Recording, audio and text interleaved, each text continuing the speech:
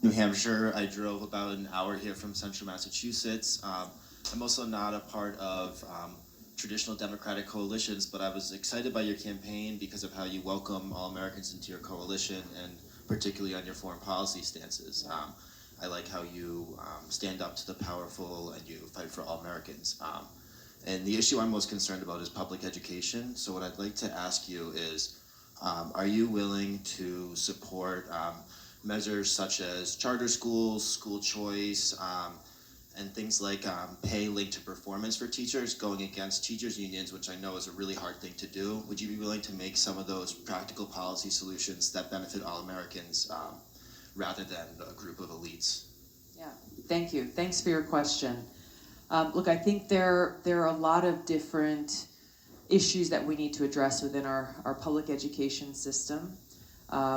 I'll address some of the specifics that you brought up, but I think it starts with addressing the huge disconnect that often exists in Washington, especially as it relates to education, with the policies that are made, where you've got the powerful elite or those who are in the highest offices kind of writing these grand and vast education plans that are often not connected to the reality of what's happening in the classroom or the challenges that parents or children or their children are dealing with, and how best to ultimately provide that quality education to their kids.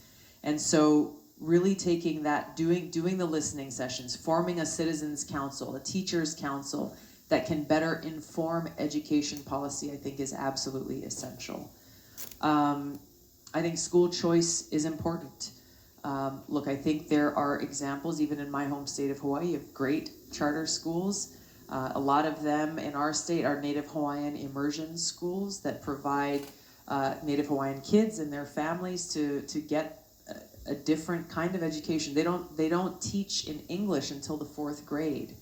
And it requires parents. The parents have to come in and take language classes along with their kids. And it's a very different model for education. And it's taken our state some time, our state Department of Education some time to figure out, okay, well, how do we test and how do we compare these tests? There's a lot of other things there, but the bottom line is these kids and their families are getting the education that works best for them. As with any other situation, we've had some bad apples and they need to be held accountable.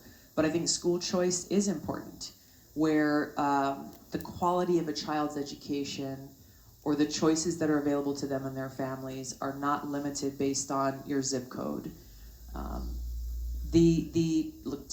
I actually think unions play a very important role. I think teachers are vastly underpaid all across this country, and unions do a great job with anything. I think we look at these different issues, we look at the needs of the communities, and we look at how best can we deliver education for our kids. And so I am very focused on objectives. What's the mission? What's the objective? What problem are we trying to solve? And if we can clearly identify that, then we come up with the plan of execution to accomplish that. And thanks for driving all the way up here. I appreciate it. Thank you.